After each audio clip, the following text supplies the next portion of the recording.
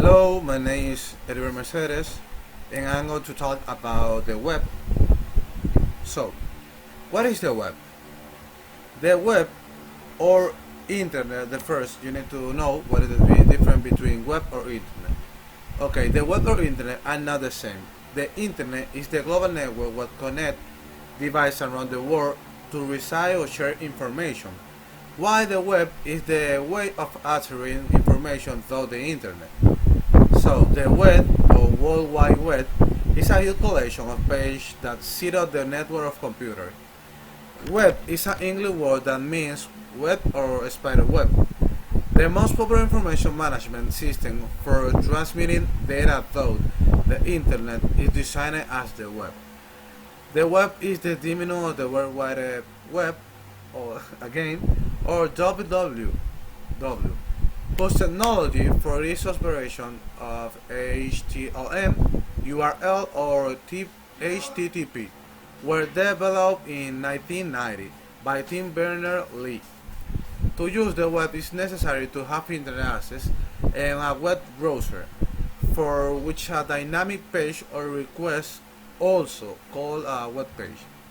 So, the web browser, such as Google Chrome or Firefox or Internet Explorer, communicate with the web server using the web protocol or HTTP, Hypertext Transfer Protocol, to deliver the desired request.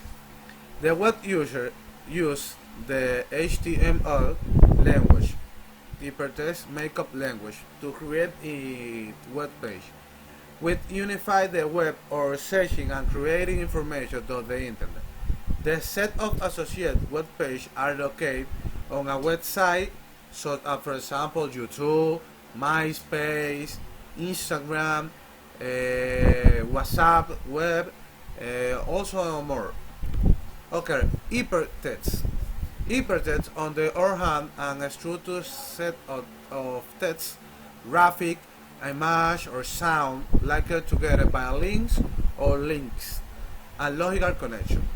Currently, hypertext is being replaced by hypermedia, which is also a structured set of various media, text, image, sound, GIF, and a lot of things more, but used together as simultaneous multimedia and linked together by links and logical connection for the transmission information.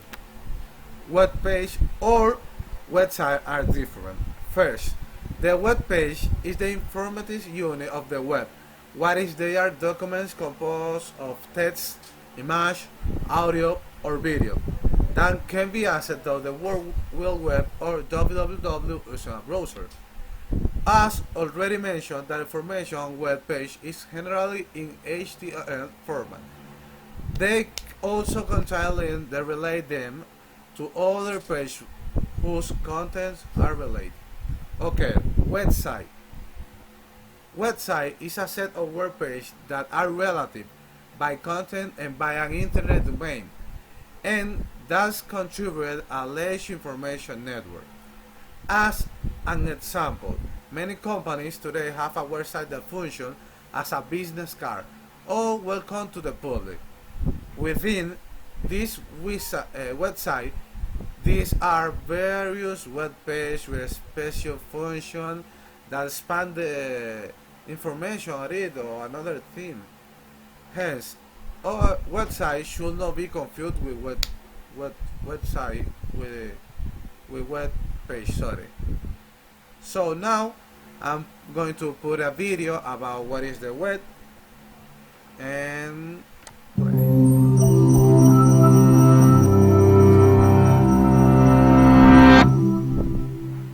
The World Wide Web, where you're likely watching this video, is used by millions of people every day, for everything from checking the weather, ordering food, and chatting with friends, to raising funds, sharing news, or starting revolutions. We use it from our computers, our phones, even our cars. It's just there, all around us, all the time. But what is it exactly? Well, first of all, the World Wide Web is not the Internet, even though the terms are often used interchangeably. The Internet is simply the way computers connect to each other in order to share information. When the Internet first emerged, computers actually made direct calls to each other. Today, networks are all around us, so computers can communicate seamlessly. The communication enabled through the internet has many uses, such as email, file transfer, and conferencing. But the most common use is accessing the World Wide Web. Think of the web as a bunch of skyscrapers, each representing a web server, a computer always connected to the internet, specifically designed to store information and share it. When someone starts a website, they are renting a room in this skyscraper, filling it with information and linking that information together in an organized way for others to access. The people who own these skyscrapers and rent space in them are called web hosts, but anyone can set up a web server with the right equipment and a bit of know-how. There's another part to having a website without which we would be lost in the city with no way of finding what we need. This is the website address, which consists of domain names. Just like with a real-life address, a website address lets you get where you want to go. The information stored in the websites is in web languages, such as HTML and JavaScript. When we find the website we're looking for, our web browser is able to take all the code on the site and turn it into words, graphics, and videos. We don't need to know any special computer languages because the web browser creates a graphic interface for us. So in a lot of ways, the World Wide Web is a big virtual city where we communicate with each other in web languages, with browsers acting as our translators. And just like no one owns a city, no one owns the web. It belongs to all of us. Anyone can move in and set up shop. We might have to pay an internet service provider to gain access, a hosting company to rent web space, or a registrar to reserve our web address. Like utility companies in a city, these companies provide crucial services, but in the end, not even they own the web. But what really makes the web so special lies in its very name. Prior to the web, we used to consume most information in a linear fashion. In a book or newspaper article, each sentence was read from beginning to end, page by page, in a straight line until you reached the end. But that isn't how our brains actually work. Each of our thoughts is linked to other thoughts, memories, and emotions in a loose, interconnected network, like a web. Tim Berners-Lee, the father of the World Wide Web, understood that we needed a way to organize information that mirrored this natural arrangement. And the web accomplishes this through hyperlinks. By linking several pages within a website or even redirecting you to other websites to expand on information or ideas immediately as you encounter them, hyperlinks allow the web to operate along the same lines as our thought patterns. The web is so much a part of our lives because in content and structure, it reflects both the wider society and our individual minds.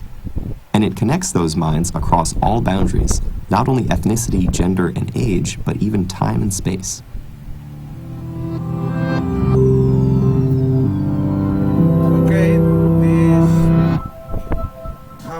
You see, this is a small summary about what is the web.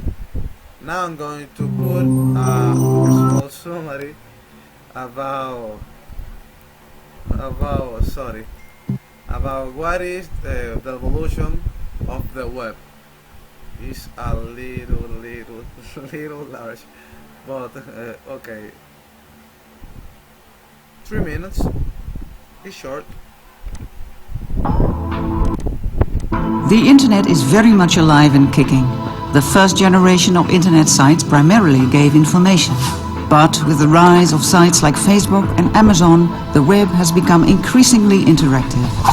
On this Web 2.0, it's mostly the user who produces the content. Without contributors, there would be no Facebook, and without people who post information on Wikipedia and their clips on YouTube, there would be no interaction on these sites. Meanwhile, most people have become familiar with Web 2.0. Blogging, tagging, social networking and social bookmarking have paved the way to a next step in the development of the web. The step to the intelligent and omnipresent Web 3.0. Web 3.0 is not totally different from the web we know now. It is in many respects a continuation of existing techniques. Think of the so-called recommender systems that make a personal approach by a website possible. Amazon has cleverly used this system for a long time now, by offering their clients products that other people with the same interest bought before them. And on Last.fm, you can listen online to music that caters to your personal wishes. By using smart systems, these sites are in a continuous learning process and they anticipate what their users like or dislike. Important for sites like Last.fm or Amazon is that a song or a book gets extra information added by the user. No sudden change of the internet, it changes gradually. What does change quickly is the look and feel of the web. Simply speaking, the internet is a web full of appliances that communicate with each other by exchanging information. As more and more everyday appliances are connected to the internet, think of telephones, washing machines and cars, the web is more present, but it will become less and less visible. No big separate computer, but invisibly present in everyday appliances. When, moreover, all these appliances start communicating with each other through the internet, this may lead to useful additional services measured to meet our individual needs. For the time being, we are not yet dealing with an all-knowing, omniscient computer which comes close to or even surpasses human intelligence. Writing computer programs which, in a human manner, convert data into useful information, also known as the semantic web, appears quite difficult. But the web undoubtedly evolves into an environment which is intelligent and which will meet our wishes more often, more easily and automatically. New services develop because data from various sources can be linked more easily. Moreover, with the good and often wireless infrastructure, these new internet services are always and everywhere available. Your online agenda becomes a personal assistant which, all by itself, for instance on the basis of your profile on LinkedIn, Facebook or other information, will check your possibilities for new appointments and even take traveling times into account. Your destination and itinerary too will have been sorted out by links between restaurant sites, GPS information and local weather services.